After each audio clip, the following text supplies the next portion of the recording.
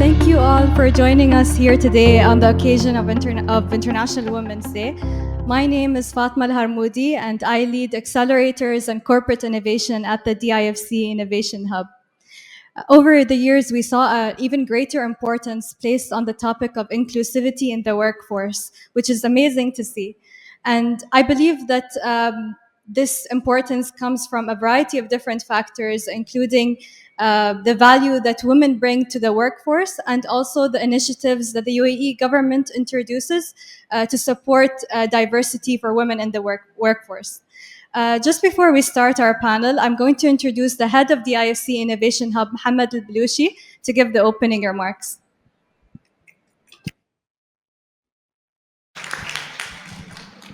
Good afternoon, everyone. I don't really think I'm relevant today, but I just wanted to welcome everyone. I think this is great. It's happening at the DIFC. It's happening at the DIFC Innovation Hub. I think we're gathered here today to celebrate the Women in Finance Symposium. I think it's a great platform that allows women to get together, to network, to share ideas, and look into the future. I think there's been some interesting work that women have done in the finance space, but I think not only just finance. I think across industries and sectors, and UAE has been putting a lot of focus on gender equality and enabling women. I think. Yeah, we kind of are proud of that, but I think a lot more can be done and a lot more should be done. I think in my capacity as head of Innovation Hub, I think we want to do a lot more when it comes to women in the tech space, women in the fintech space. We do have some inspiring women, but we would want to see more. So I think through platforms like this, we actually encourage that, and we would want to see more. And yeah, that's it. I just wanted to welcome you, and I wanted to thank everyone for being here and hosting this at the DIFC. I'll now hand it over to Fatma, who will be moderating, and I'd like to welcome the panelists as well to take their seats. Thank you.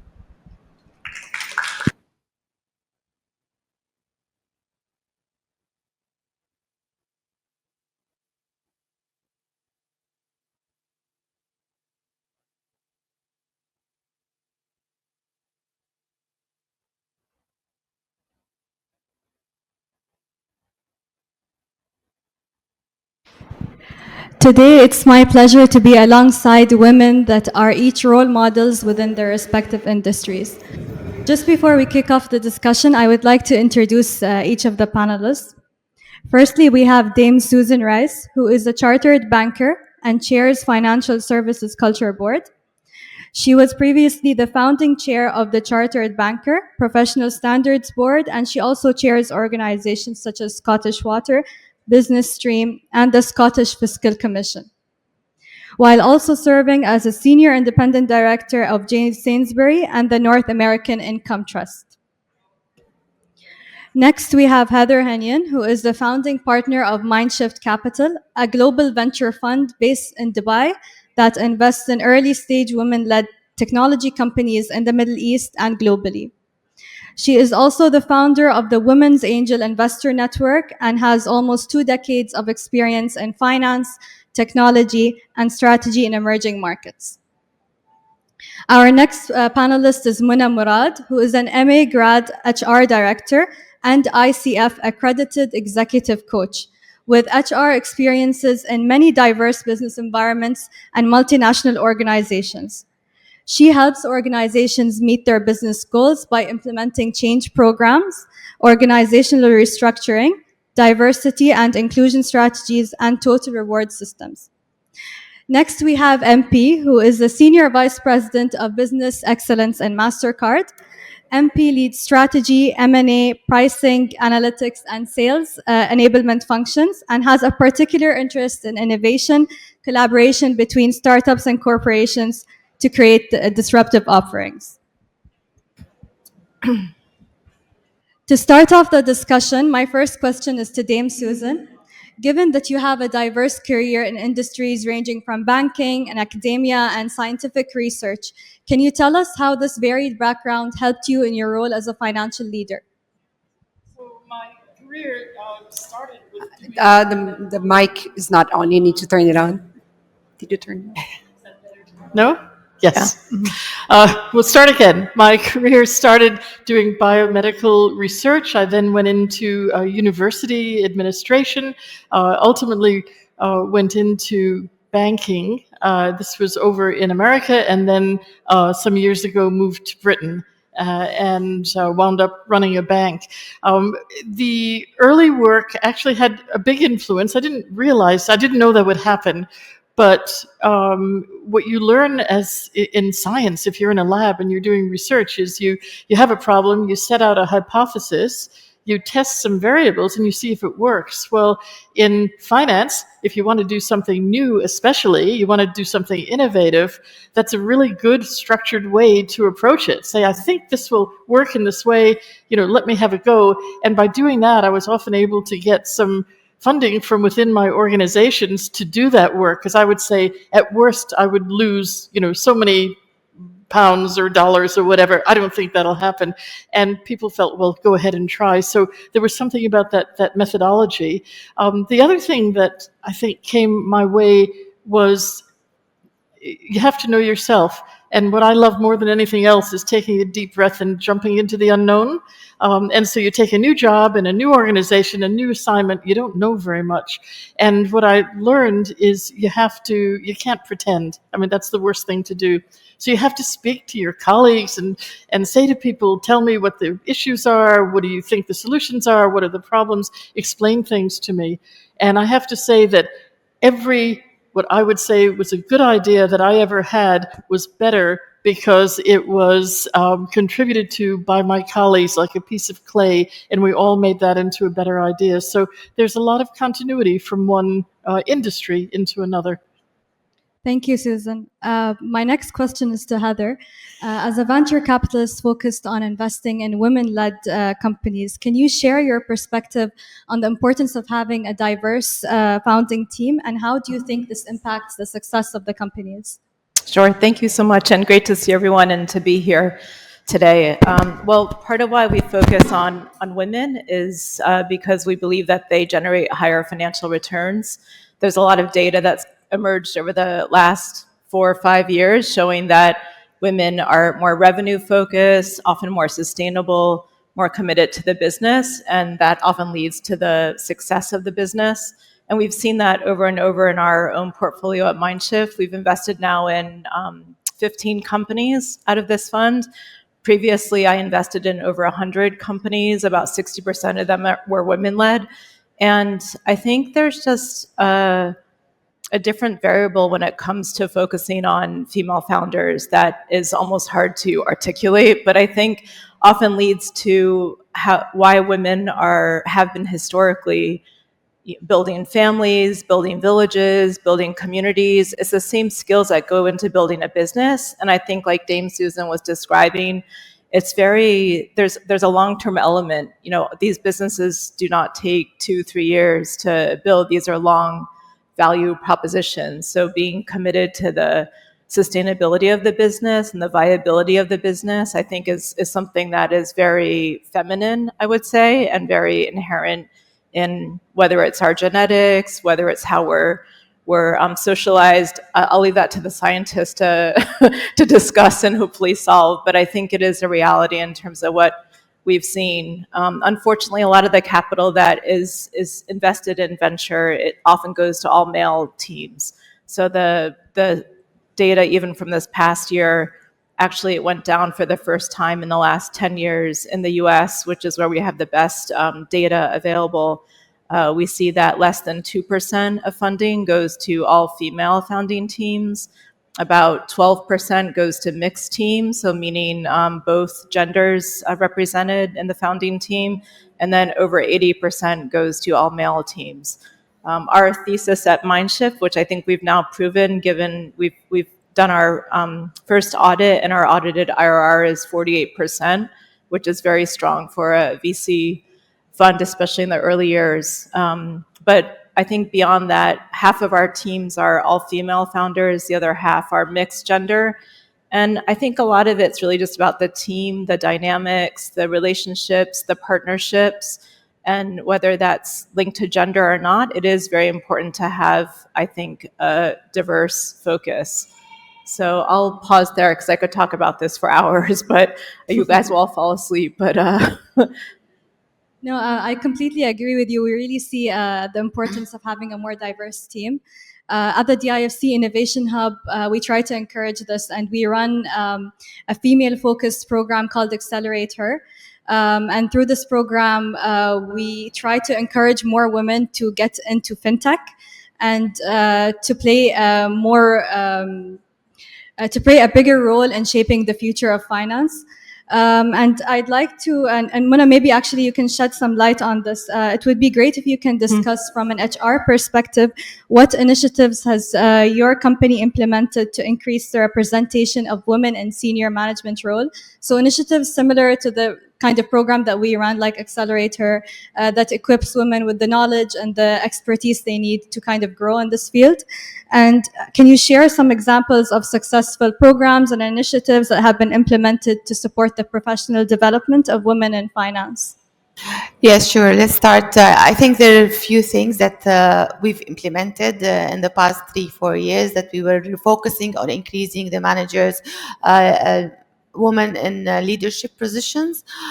First of all, we have looked at our internal pool and said, okay, who are our great talent and who can be accelerated in our talent programs. And we have increased the talent in our talent program from gender perspective and ensure that we go ahead and encourage more women to come forward and present themselves to the leaders.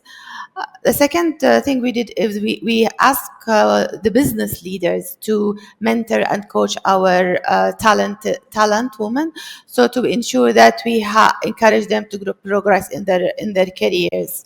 We also invested a lot in women development and a leadership program like the Oxford Women Leadership Program. We nominated more than 50 women to that program to ensure that we increase our internal pool.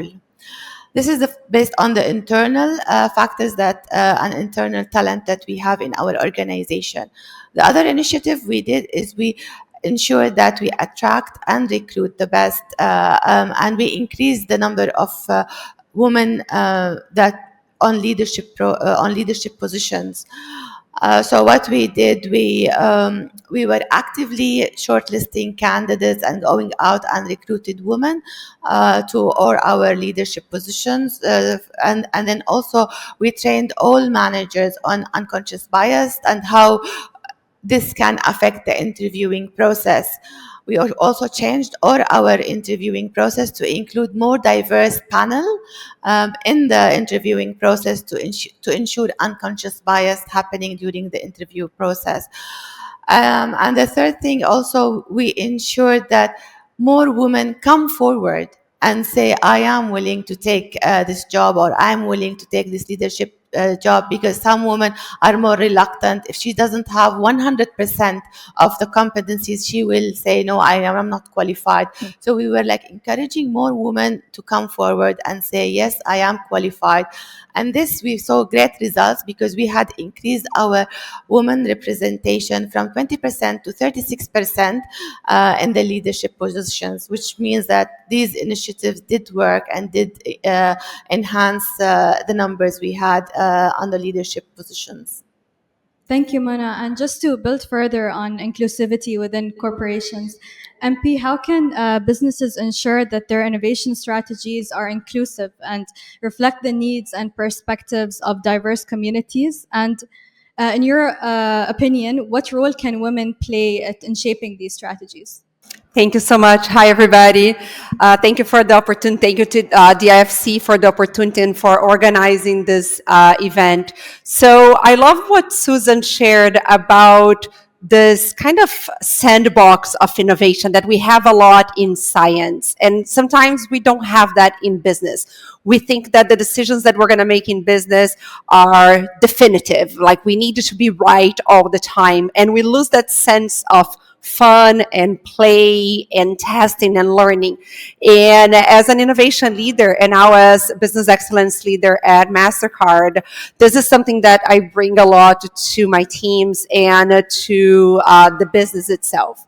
And for businesses to have fun and play and innovate, they needed to invite a diverse range of people. Because imagine if you're playing and having fun just with the people that you know and are similar to you, there's no much fun in that. So we believe that diversity is really key to innovation, because through diversity, and then gender plays a role, nationalities, religions, races, backgrounds, and this all plays a role in bringing different ideas to the table. And when you have different ideas, like Susan said, it's not just one person having the idea and having the whole responsibility, but it's that community together, testing and learning and pivoting and trying to find the right way. And that goes for government, that goes for civil societies, that goes for corporations such as MasterCard.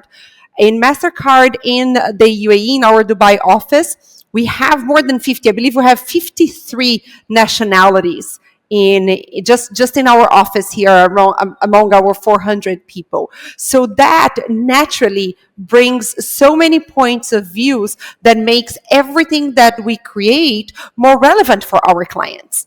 Because if you only have, like Heather was saying, if you only have white men in the room, we don't have a lot of them here today, but if you only have that, or if you only have women in the room, you're not going to be creating something that is representative and significant to your audience. Because guess what?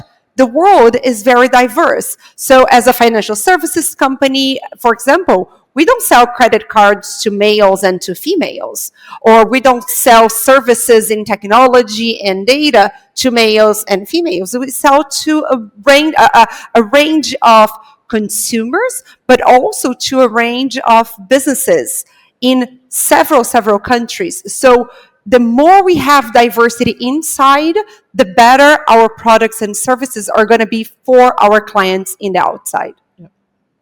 Thank you, MP. And just to talk a little bit more about the topic of sustainability. So as we all know, the UAE has a sustainability agenda, and as part of the strategy, it aims for the UAE to become a global hub and a successful model of the new green economy. And then the strategy is, of course, reflected across different corporations within the UAE, both government and non-government. And my first question about this goes to Dame Susan. And through your experience in chairing Scotland's 2020 climate group, can you tell us how financial institutions can play a role in addressing climate change? And what actions should they take to reduce the carbon footprint? Oh, gosh, that's a huge question. And there are lots of things that financial institutions can do. One of the obvious ones is that they address climate challenges within their own businesses, within their own models, and they should have a really good close look at every way that they do business and make some changes where appropriate. They should look at their portfolios, whether of investments or loans, and see how they can move those to a more sustainable or to a greener profile. But there are some other things that, my background is banking, that bankers in particular can do, and I've seen some of this work well. Whenever you make a big change, as we all have to around the world in relation to climate change and sustainability more generally, investment is required. So where do you go for investment? You go to your bank, whether you're trying to do something in your house, whether the business needs investment, that's where you turn. When you're a business trying to do some new technologies that haven't been tested before, those are really hard for a bank to support because they don't have the knowledge of what the risk is and whether they'll really be repaid or not. And so sometimes banks need to say, we need to provide some early stage money, which doesn't put the big project at risk, but lets the business do a viability study or a feasibility study. I once ran a program, we called it recoverable grants. So we made an application, with good application, a grant. So it wasn't part of the debt book. We weren't making a loan, and the recipient business wasn't putting a loan on its book, and it tested out its model. And when it worked, they came back, and we could then give them the loan they wanted, and we took the amount of that grant, which was small compared to the loan, and wrapped it in it. So we had that money back in a different route. And so it's finding some creative ways to provide finance. Other things you can do, and I've done this as well with the Climate 2020 group, which was a Scottish group. Scotland is filled with smaller businesses. It has some very large ones, but mainly small, medium-sized businesses. And we pulled a lot of them together and just let them meet each other. And so we provided buyers for the innovation that this business was doing. They could meet others who might be able to work with them. So actually creating networks. And the other thing you can do as a banker is simplify things, particularly for smaller institutions, make it easy for them to apply for their sustainability grants, make it simpler, because they can't, as a smaller business, cannot afford a whole team or department that a very large company has. So there were so many more things, but I'll stop there. There are lots of things we can do. Thank you, Susan. As part of the UAE sustainability agenda, a focus has been placed on enabling access to clean water, quality education, healthcare, alongside creating sustainable economic growth, healthy environmental system, and increased resource efficiency. Heather, how do you think women-led startups can play a pivotal role in driving sustainable development? And what are some of the some examples of companies in your portfolio that are making a positive impact in this regard? Yep. Yeah, I mean, I think kind of going back to what I said earlier, we see women gravitating towards purpose and impact. And we saw this a lot in our women's angel group in Wayne, where the kinds of companies that the women would want to invest in and select, often there would be a problem that those businesses were solving that went beyond just a financial return. So, and it's been really interesting for me being parts of different angel investment groups and different funds. I'm part of an investment committee of a US-based impact fund called Next Wave Impact. And, I think part of the, maybe the misnomer of impact, meaning that you could only do one or the other, that you couldn't do both simultaneously, so make money while also solving a social, environmental, or governance problem. We're seeing more ESG becoming more mainstream, I think, which has opened the doors for female founders in many ways, because a lot of them do care about problems that either they personally experience, whether it's a health issue, something related to their children's education. I think in our portfolio, every single company, the reason that the founder developed that business was because of a personal challenge that they faced or something that they saw in the community in which they lived, which they wanted to address. And I think in general, women, we're kind of the leaders when it comes to thinking long-term, thinking about climate. If we look at the women leaders in governments, different countries where they've been represented, we see them focused on this issue. I just want to do a little plug for one of our companies. It's called Rebel Girls. I don't know if people know the brand, but it's a girl empowerment brand, ages 7 through 11. Mm-hmm. And we're investors. This is one of our portfolio companies. So they have a book called Climate Warriors. And what they're trying to do is basically, because in so much of our history education globally, we don't talk about women in history. So we're often left out of the narrative. We hear lots of stories of all of these male leaders, but very little about women.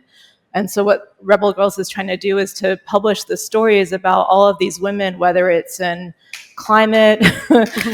So it's really important, because I think especially for girls, part of the socialization, the self-confidence building, it all starts at a very, very young age. So the more that we can show them, this idea that you can be what you can see, that kind of gives them the inspiration and aspiration to be something that they could be, but might choose not to be because they've been socialized in the wrong way. So this is what Rebel Girls is doing. And actually what we're really excited about, before we invested, they were in 49 languages, but they were not available in Arabic. So we just got a partnership signed with Sheikha Badur's group, Kalimat Group, in Sharjah, where they're going to publish the stories. And they're also working with one of our portfolio companies, Little Thinking Minds, to digitalize and publish in Arabic as well. Because I think bringing that to the region, to markets in this part of the world is really important for girls everywhere to have access to. In terms of I'll just give one example of the sector that we really like that I think is focused on sustainability.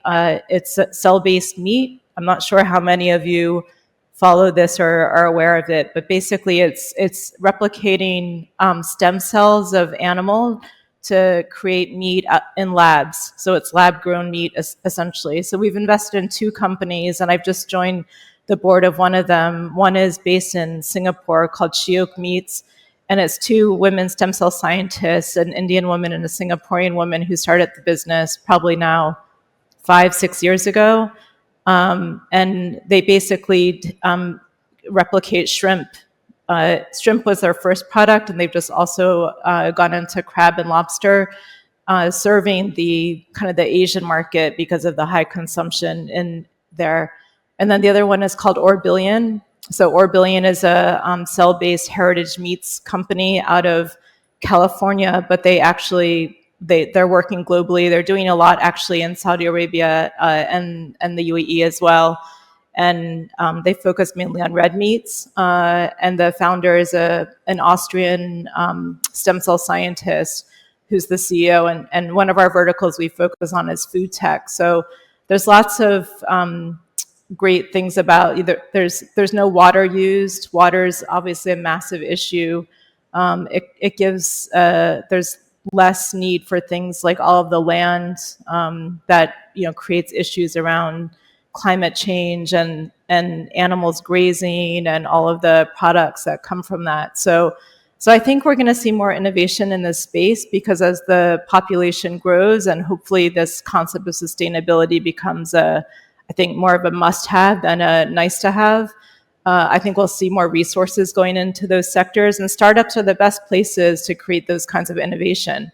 And they start from the beginning. You don't have to go in and kind of go to a big bank and try to figure out how to change the culture of that organization to adjust to something that is really important, because with startups, it starts from the beginning. You're building it as they grow. Thank you, Heather, for sharing that, and thank you for sharing the powerful message. My next question is to MP. We can see various organizations launching initiatives to contribute to UAE's overarching strategy for sustainability. How can the corporate sector collaborate with government and civil society to address key sustainability challenges? Super interesting question. Thank you, Fatma. I spoke before about innovation and how it's important that we have diversity and collaborate for innovation.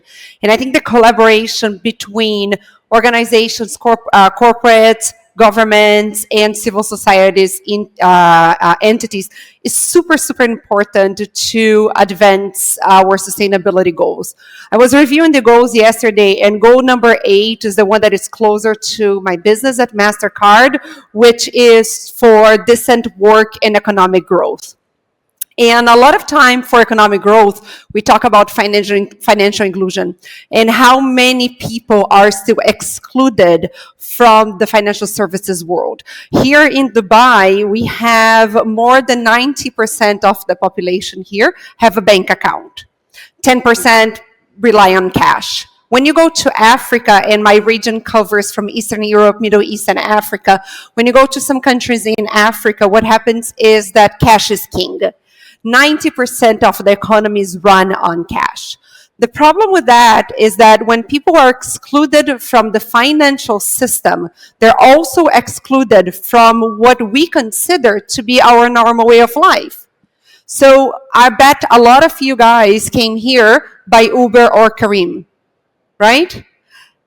For you to use this kind of service, you need to have a card. Because you cannot, sometimes you can pay in cash, but you cannot in the majority of transactions. For us to get home tonight and order a delivery, we need to have a card. For us to go on Amazon and buy something, we need to have a card.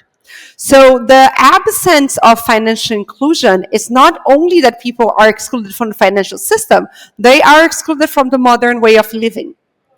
And what we do with MasterCard is look beyond the financial system and what are the services that are touching people's lives. And I don't have my phone now just because I had to leave it behind, but all of you guys have your phones now, right? And when you go again to some countries in Africa and some other countries in the Middle East, everybody has a phone. So this is a service that's already touching their lives. So one thing that we do is partner with governments and mobile service providers all over the world to provide financial services to consumers through the rails of the mobile services. So whenever somebody has a cell phone account in a lot of these countries, they have a mobile wallet. Normally what they do, they get cash, they put in the mobile wallet, and they use the mobile wallet for payment. But that does not enable them to do a lot of the services that I described before. That does not enable them to send money back home to their loved ones. So when we partner with these entities and governments and civil societies to take this means of payments to the people. So we give them a virtual card, we give them community services based on our technology and our data. We are, as an organization, advancing that goal number 8. But guess what? We're also advancing all other goals, because for people to have healthcare, they need to be included in the financial system, or it's better for them. For them to have access to clean water and sustainable energy, it's important that they're included. So the way I see it is that inclusion, financial inclusion, which is just one of the goals, is an enabler to a greater inclusion of people in society.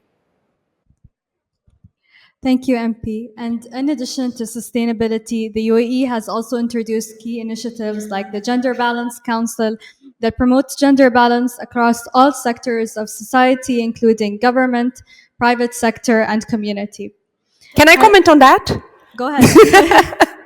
Okay, so in terms of gender, and I'm really happy to work at MasterCard. I've been working there for less than 4 months, but I'm really happy to see a lot of women in leadership position. Heather was talking a lot about this and how women in leadership, either as entrepreneurs or in corporations, are known to bring better results. One of the stats that I was getting yesterday is that we have more female penetration than the average of the population in the UAE, in Saudi, and in Qatar. So in these places, we have north of 40% of our workforce being female, including several female leaders. And one of the KPIs that we have now in our scorecards is that we need to hire more females in positions of leadership.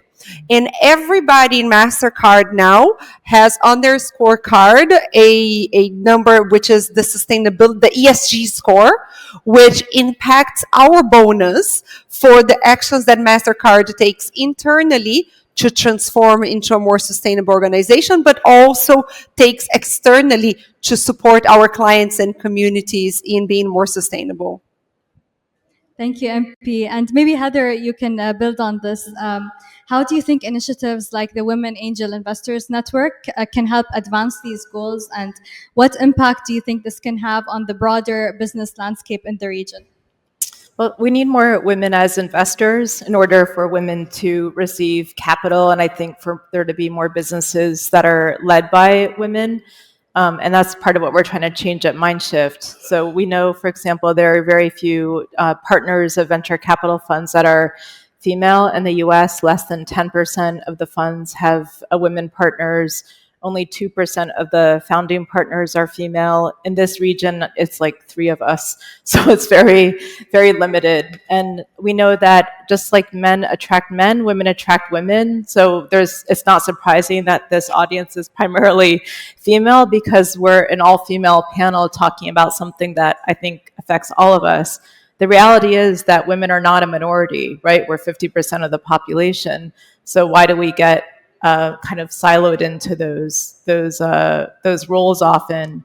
So I think the more groups we have like Wayne, where women are learning how to become investors, not just educational, but I think it's really about building self-confidence, because women actually do have, I think, like Mona was describing, women have the ability and the skills to do a lot of this. They will only do it if they're 100% plus sure that they can do it. Whereas a guy will say, okay, I think I can do that. I've never done it before. Yeah, I'll raise my hand and do it. So I think those kinds of initiatives are actually really important, and just getting women into more of those roles and giving them the opportunities to succeed.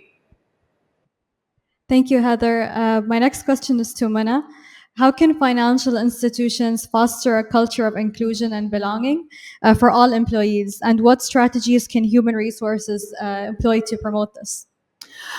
Well, I guess we have done a lot of initiatives to do that. One of them is to create this strategy of inclusion and diversity, and to ensure that the business leaders are also supporting it and promoting it actively, and ensure that we have the right KPIs, like Mastercard, what they have done, that we have also created our KPIs to ensure that we have 50% women representation in our organization and 40% managers. And this is a KPI for all managers, leaders, and business leaders. Of course, flexible working hours and flexible and hybrid work, and giving employees empowering employees to do their job is a key topic, because again, we know that women have their own families, working parents have their own families that they need to take care of. So, and to ensure as a HR that we support them, we support them with their families, and we support them to create their own work schedule. So this is a big topic, I think, for everybody. When we implemented our hybrid working model last April, we saw that this had a big effect on our recruitment, our attrition of women, and our hybrid model gained 96% satisfaction from all employees, and this was a great initiative we did. Women Network also is a big initiative that we did to ensure that we support women and to illustrate to younger women that there are successful women leaders that they can look up to, that they can mentor younger women and support them. So I think HR plays a key role in creating this inclusion and diversity culture in organizations. And Mona, what progress have you seen with regards to the inclusivity in the workforce in your respect? And how can we ensure to continue to enable and empower women in different fields? For me, I think we have seen great success, because I think 10 years back when I started in my career, I think our numbers were really low. So our numbers were like 20% women in leadership and 30% women. And now today we are very proud to say we are at 48% women and 34% or 36% managers. So this is a great achievement for us from a progress, but we have an ambition to move this to 50% and 40%.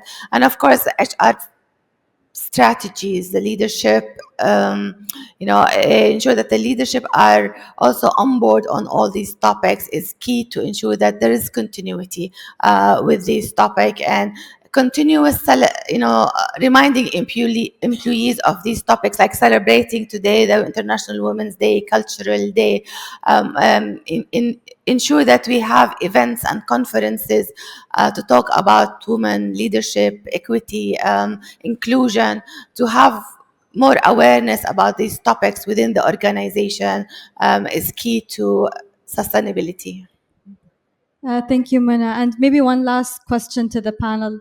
How can we ensure that sustainability and climate action are integrated into financial planning and decision making? And what tools and resources are available to support this effort? I'll go. Like I said, KPIs. So I think that's the best way to hold individuals and companies and communities accountable. And as individuals, so I'll just do a little plug here again talking about MasterCard, but I'm really excited with my new job. But MasterCard has something, I was talking to Chris before, MasterCard has something that's really interesting. It's called a carbon calculator. So depending on if you have a MasterCard card, it will come on your statement and it will show you what was the carbon impact of the purchases that you've done that month. So that for me is really interesting. I think DUA does something similar with the Sustainable Living Program, in which they send an information and say, this is how you compare to sustainable houses, to houses in your neighborhood. And the carbon calculator for me, it was a very exciting product to see, because as a consumer, not only as a MasterCard person, but as a consumer, if I have that information, which I don't have access to right now, it will educate me and will enable me to do more actions. So I think once we have the data out there, this is really important for you to take action. Otherwise, we just pretend that we don't know, right? And when you're facing the data and it's telling you the impact to the world of the decisions that you make on the day-to-day, that for me is an important lever for people to change their decisions. Thanks. Thank you. Would anyone else like to add something before we open the floor to questions? Go ahead. Yeah, so I agree absolutely with what you said. In fact, absolutely what everybody said. But I would come at that question slightly differently, which is to say, in financial services and in any business, we become caught up in our own business plans, our own strategies, our targets. You know, we tick boxes because the regulator says you must do this and that. I often say to my colleagues, start with the impact. What is that business supposed to be doing out there? Start with your customers, start with your community, start out there, work out what it is you want to achieve with your financial support first, and then bring those impacts in and work out how to make the finance work for it. So that's a really helpful way to change the tendency. I used to work for the biggest bank in the UK, so know what's working for a big organization is you really look inside and you kind of lose sight of other ways to go about things. Another thing is that we tend to compartmentalize because that's so easy. That's how we talk about things. But actually, we're talking here about climate. We're talking about carbon. GEFI, which is, I think the name is still up here, with the DIFC sponsoring this gathering, it has focused with financial institutions on climate, but also on nature and on some other areas as well. So we won't do the right thing for climate if we're not mindful of what's happening in nature. And carbon is easy. It's a good surrogate for climate. It's easy to measure, sort of. But nature, what do you measure there? I mean, these are really hard questions. So you can't shy away from these things. And you need to understand that there's an interplay, that it's not simple and it's not in boxes. It's much broader. Thank you. Go ahead. Yeah, I would just say a simple one that most people probably know about is the SDGs, so the Sustainability Development Goals, and we track number 5, which is the gender equity one. But then a lot of our companies affect the other SDGs as well. So, but that's sort of a simple. There are 27 SDGs. You can look at those and sort of understand which ones are relevant to your business, where are you weak, where are you strong, and I think kind of map it out that way as well. All right, thank you. I think we have some time to open the floor to questions. Thank you. There. Hi everyone. Thank you. My name's Layla, and I really appreciated all the comments and contributions. And actually, just picking up on the last point that Susan Rice mentioned on how it all, you have to kind of can't see things in isolation. And I just wanted to ask in terms of how do you imagine, or how do you address the challenge of trying to push the needle and address one thing, but then maybe the detrimental effects on others? So the example you gave, Maria Paula, was really interesting about financial inclusion and, having people have more access to digital payments or credit cards, but then not to pick on, food delivery or Amazon or, car riding services, because I use them, but I'm also conscious that there's a lot of packaging waste. And there's controversy around the driver conditions and their working hour and pay. Yeah. And so how do you address, progressing one objective without detriment to others? Yeah. It's super difficult. It's super difficult. I don't know if you guys saw, there's a series called The Good Place.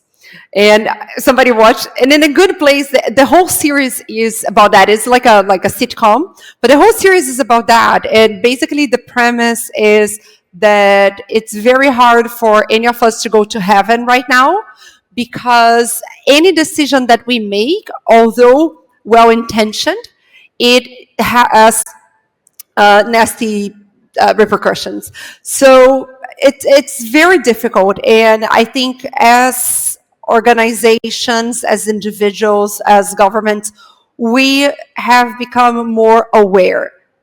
But I don't think that awareness necessarily translates into amazing results. But I think at least we're moving in the right direction. So the examples that I gave to you about financial inclusion leading to the acquisition of services, one of the challenges when you're doing financial inclusion for people with, for example, buy now and pay later, which is a scheme that is becoming very popular right now. I grew up in a country where buy now, pay later. I grew up in Brazil. It was the norm. It's still the norm. So you go to buy groceries and they ask you in how many installments you want to pay. So this is the norm. What happens when this is the norm is that people end up getting indebted because they buy more than they earn, right? So it is something that in one side gives access for people to buy their first refrigerator, their first TV, but it also gives them access to buy their first Nike shoes or their first iPhone, which are then consumption desires that have nothing to do with their actual needs, right? So I don't have, Leila, a short, easy answer for you. I think it is difficult, but I think us trying to do the right thing and trying to move businesses, societies, and individuals into the direction of empathy, kindness, compassion, equality, sustainability, I think it's important. But we will be criticized by because of a lot of the decisions that we're making today that we think are the right ones. Yeah, could I just add something to that? You can't ever solve those. For every good, there's a counterbalancing not so good, and we need to be aware of that. We need to understand it. I would say that as women, which almost all of you are, in finance, I'm assuming, use that differentness to ask questions. Don't just listen to the conversation around the table, but if you think, what is the implication of this? What's the downside of it? Why is no one talking about that? I sat on the board of the UK's biggest energy company, and we a decade ago started building offshore wind farms, huge ones. And I remember being, trained up in all of, so we could understand how these work. And I suddenly asked a question. I said, but you're interfering with the wind up there. Is that going to affect sea animals? Is that going to affect the climate? Now, to me, that sounded like a pretty naive question. But the scientists and the engineers who were standing there just looked at me and said, oh, yes, probably. So it's really important to just question. And I think you're all best placed to do that because for the most part, you're going to be in positions where you're not in the majority. Go ahead, yes. Afternoon, everyone. I'm Toriso Maloka, and thank you so much again for this panel. I think it invites all of us ahead of COP28, of course, and owing to the concept of inclusivity, allows all of us to contribute. My question really is around, and I mean, I think as a part of premise, just setting the premise of the question, essentially the participants around this panel and the panel itself, that's not where the problems lie, and that's why we're sitting here. Do we hold, or the panel that is here, as well as similar members in society and business, that is there a social responsibility that is held that should be asking us to demand more from, i.e. our service providers? I'll make an example. If there is a tender, for example, or ask for a project from any of the companies that I'll pick MasterCard, I'll pick on you. And there's a tender or project that is out. What is your take on demanding inclusivity efforts from our service providers? We do find that there's a lot of smaller management consulting houses and service providers who do not actually align with the values of inclusivity, where it's not a diverse company, they don't develop women, there's no, what do you call it, flexible working hours, or any of the initiatives that try to put women forward. What's your take on that? Demanding more from our service providers in a way to try and influence the greater ecosystem in which we're participating in. Yeah, she's looking at me, so I'll answer again. But I want to hear other voices. I don't know enough about Mastercard's practices on that specifically. But what I would say as an individual, when I see, for example, I'm invited to speak. Of course, today we're going to have a lot of women in the panel. But if I'm invited to speak to an event and it's me and 4 guys, I will call it out. I will say, "Hey guys, am I the inclusivity or the diversity token here? Should we have more voices?" Or if we, the other day, I think it's important to call out. And I think as companies, I'm not speaking for MasterCard right now, as companies, should important that we align with vendors and suppliers and service providers that are aligned with what we believe. So we should call out, but as individuals as well. The other day, one of my colleagues put a photo of his team, and there were 6 guys and 1 woman. And then somebody else called out and he said, "Oh guys, I'm sorry, I have more women on my team, but yes, I can do better." So if we call out, if we bring awareness, I believe things start to change. Could I just very quickly, 2 things. In finance, you need to do sustainable finance and you need to finance sustainably yourself. And part of that is looking at your supply chains, the others that you work with. You might want to demand, but actually you might want to set expectations and you might want to influence. It isn't always a big club where you're banging people on the head, because often people don't respond to that. But if you say, "This is what we expect, so work with us, we'll show you how it works, we'll let you know another company like you who does this better," you can influence enormously.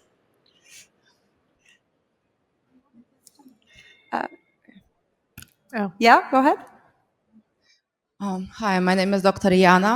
Thank you for sharing your knowledge and for speaking today. My question will be also about inclusion, and definitely it's a great initiative. But how not to fall to another extreme when people are promoted or hired not based on their merits, dedication, talent, knowledge, hard work, but because you need to achieve your KPI and you need to achieve your KPI. And then you just need to tick boxes.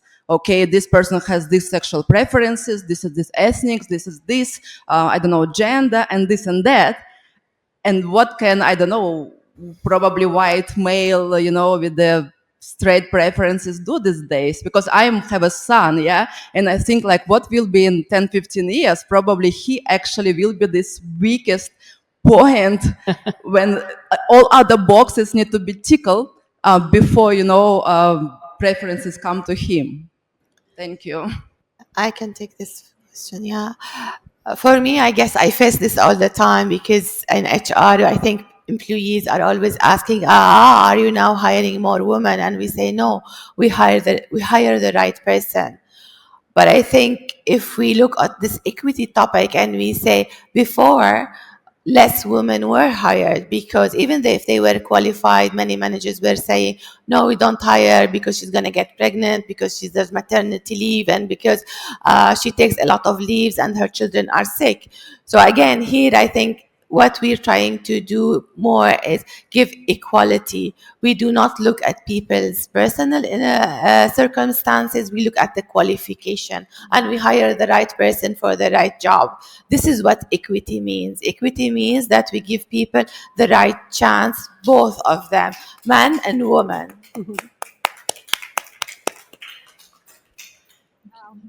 I have a question. So, yeah, just very quickly. Much of my career, I've been the only woman around the boardroom table, around a committee table. Same. Really, yeah, exactly. Yeah. Really hard to get your voice heard. Partly because women and men communicate differently in those situations. We wait for someone to stop talking and then we speak. Men, not offensive, but men interrupt. And this has been scientifically studied. So you have to learn how to get your voice heard. The thing, and I have had and have a number of board roles, corporate board roles. The last thing I would ever want is for someone around that table to look at me and think, oh, she's the woman on the board. I mean, that would completely get rid of any confidence I had in my own judgment. So it is really important to bring in people who are suited for the role. But if you're bringing in a woman who maybe has a different background, work with them. And if you're a woman, the most important thing you can do is work with other women and help them learn how to have their voices heard and help them learn how to value what they bring. Yeah. I have a question. If we have time. So, my name is Susan. So, thank you again for sharing information. So, my question is: when we're running a business like startup or SMEs, like numbers talk, right? And when we come to sustainability and the change, it's really costly in that part. So, how we can make the balance that I want sustainability, I want to hire more women, but also I want to minimize the risk. I want to be cost effective. So, from your point of view, how we can do that in business? I can answer this. So I think it's just it's the pool of candidates that you start with. So if you, I mean, there are lots of recruitment firms that do this now, where they say, okay, you've got to bring forward an equal number of men and women. You can't use the excuse anymore that there aren't enough to fill those roles. I mean, we hear this a lot it's a pipeline problem.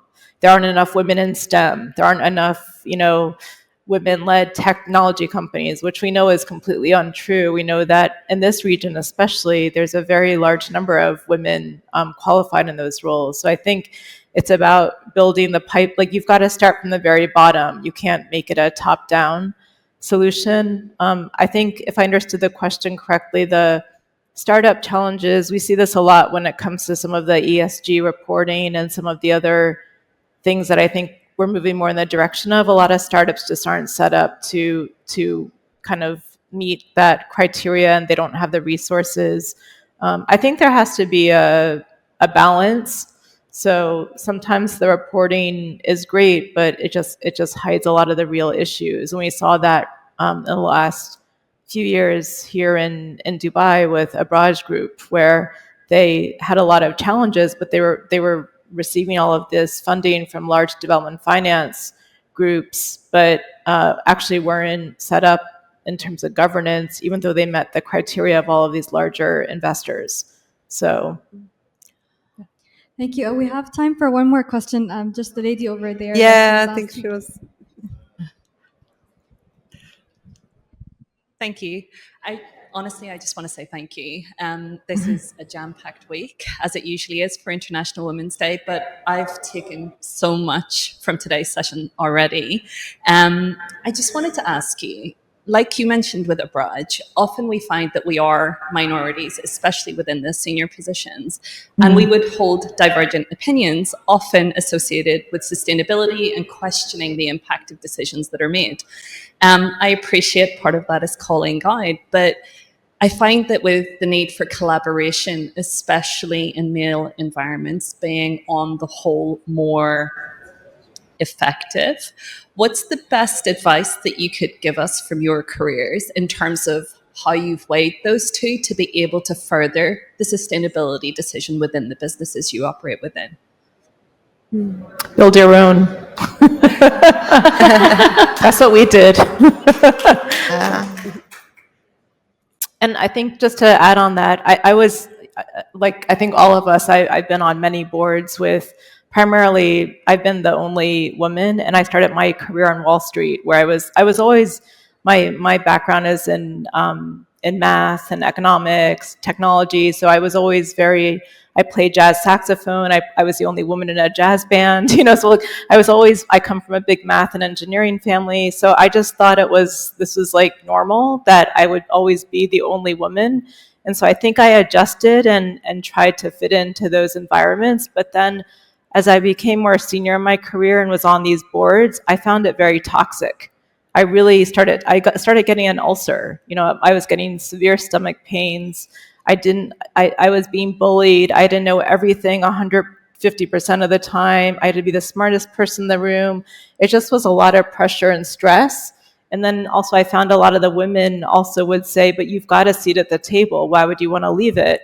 But I think, again, starting new institutions, I was kind of joking, but I really wasn't, because now I work actually with almost primarily with all women, and I love it. I'm so happy to be among women, to not have to explain, rationalize, feel imposter syndrome. It's just so nice to show up in my, without my hair done, or, it's a very nice feeling. And I wish in a way I had done this earlier in my career, instead of kind of, get a seat at the table, show up. I missed so many nights with my kids because I felt this pressure to be at these board meetings, go out drinking with the guys, do all these things that were like these late night things that I didn't, I'd rather be home with my kids reading stories to them. So I think we give up a lot and we sacrifice a lot. And I don't know that it's creating change. And that's why I actually started Mindshift, because I just thought, I've been doing this for how many years? And it's like the definition of insanity. We keep doing the same thing over and over, but we're just not getting to change fast enough. And that part I actually find very frustrating, that we give up, we sacrifice a lot, and then we're not seeing the change or the impact of our sacrifice. So I think, honestly, we have to just think differently and build new organizations, build new investment firms, do things that we want to do with the people we want to be with. Life is so short. Honestly, we're not on this earth for very long, but do what you love, be with people you want to be with. And I know it sounds cheesy, but I think it's about happiness and joy and doing the things that we care about, not trying to fit into a very narrow box that gives us ulcers. Why? So I have just a small comment. I have a different perspective from Heather, because I've also had the ulcers and everything. But as as a female in business, I am still in many times the only one or the few of the women in a room. What I would say is, you asked for career advice and how to balance those things, right? I think our generation needs to persevere, because it's still not, equality is still not on the table for us. But we need to persevere and we need to lift the next generation. So that's why I do a ton of mentoring to women. Rafaela is one of my mentees. She was around here. She works for the DIFC. And I do tons of mentoring because I think it's not on the table for us, Heather. I think it's the next one or two generations. That's what the last two generations said, though. No. Well, they're too anxious. That's what they told me, and it's still the same, right? No, for me, my mom was the first working female on my family. So I think I'm grabbing from there. She lifted me, and I'm lifting other females, but I'm also raising a boy, and I'm raising him to be a good boy. And to be respectful and to be equitable and to know that he's very privileged to be where he is, and to open space for other people. I think we still need to dig.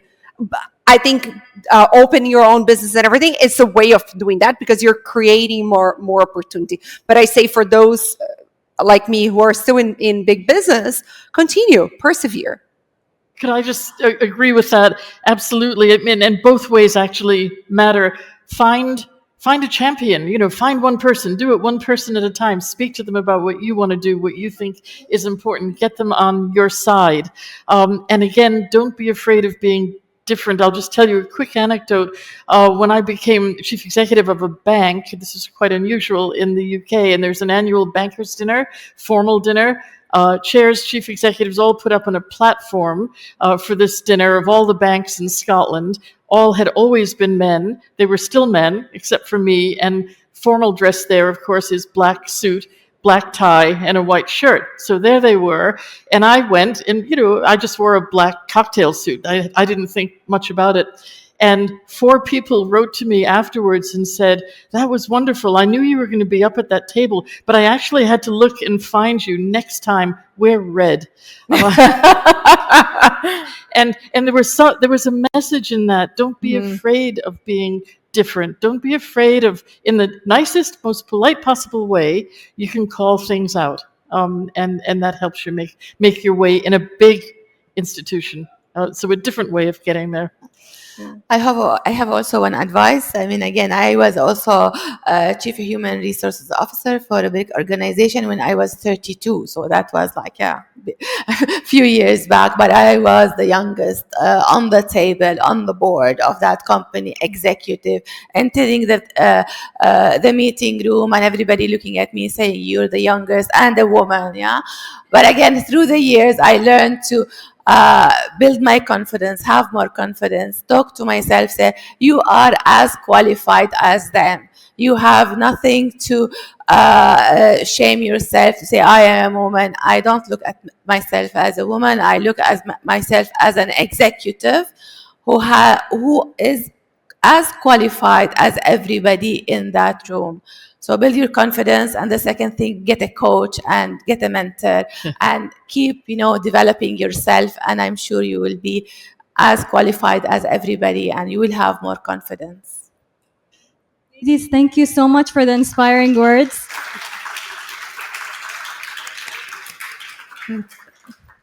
That's all the time that we have today. Thank you so much for being with us and for sharing all of these inspiring advice and the stories.